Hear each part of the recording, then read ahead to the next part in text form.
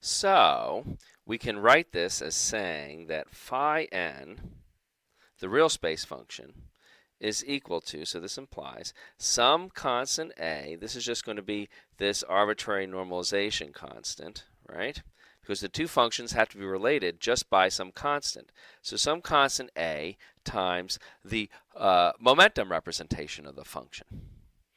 But this is a very interesting equation because we know another way we can get phi n, of course, is to write it as the Fourier transform operator applied to phi tilde n.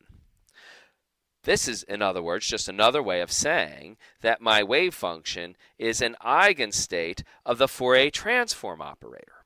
So our analysis then becomes completely parallel to the parity case, right? We've concluded that we saw that phi, if phi is a bound state, so is its Fourier transform. In our case, we saw that if phi tilde was a bound state, so was its Fourier transform phi n. We got that from this relation, so we have this same statement here holds true.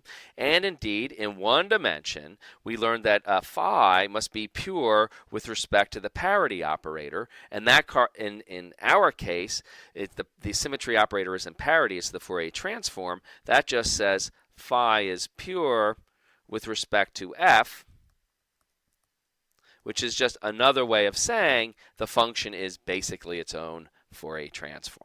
And that's a very important clue.